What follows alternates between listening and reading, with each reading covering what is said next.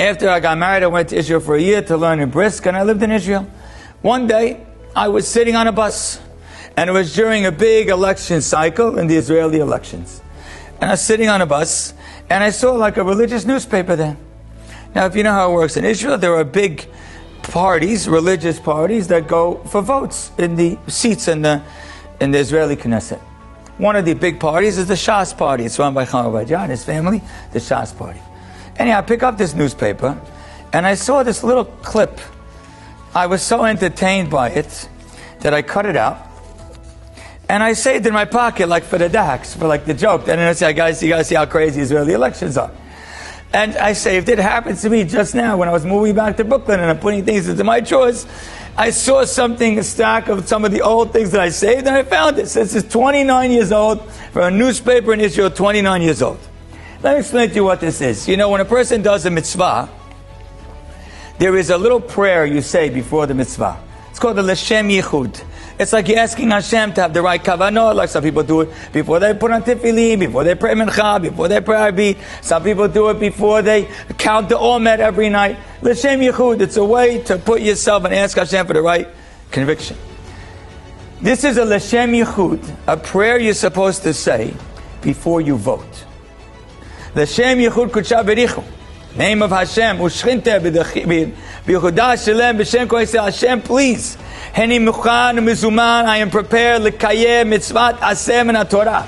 I'm prepared to do a mitzvah from the Torah. L'Shmoa B'Kol Rabotenu. To listen to the voice of our rabbis. And it quotes two pesukim.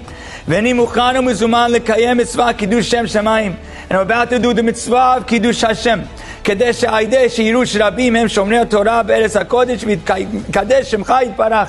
see people care about Hashem. They're going to see people care about Hashem's mitzvot. That's why we're voting for the parties that we're voting for. So I am about to vote to do a mitzvah of listening to the rabbis, to do a mitzvah of Kiddush Hashem. And I'm considering the delegates as a shaliach for me to do the mitzvah. I'm going to vote, and they're going to perform the mitzvah for me. And everything that those people that are members of the house, of the Knesset, everything that they're able to do because of me, it's all my mitzvah. Mitzvah,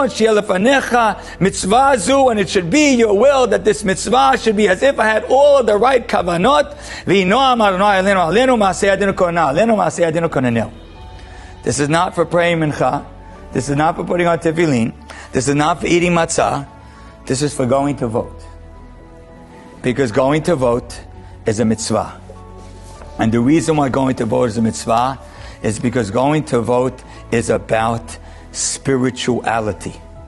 Going to vote is not voting and fighting for your body. You're fighting for your soul.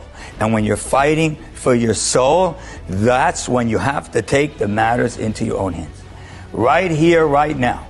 The things that are up for grabs in our city, the issues that are on the table are issues that will affect yeshivot, the issues that will affect Jewish lifestyle, the issues that will affect Jewish safety and going to schools, issues that will affect other people's income, which is also a mitzvah for you to care about. So to register to vote is a mitzvah, and to go and vote is a mitzvah.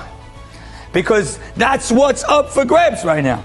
Things that have to do with the neshama. If you were just going to vote to make another $100, maybe you could say, Hashem, I have bitachon, that you'll take care of my $100. But if you're going to vote for your soul, just like you can't get up and say, Hashem, you have mercy on the bird, which means you have mercy on my body, so therefore have mercy on me, have mercy on my soul, and you take care of my neshama. Hashem says, no, it's not my job to take care of your neshama, it's your job to take care of your neshama. In essence, if I could say it this way, I'll say it this way, and I hope it's not too bold. If you only believe in voting, then you don't believe in Hashem. But if you don't vote, then you don't care about Hashem. Again, if you only believe in voting, then you don't believe in Hashem, because you think there's power in the vote. But if you don't vote, then you don't care about Hashem.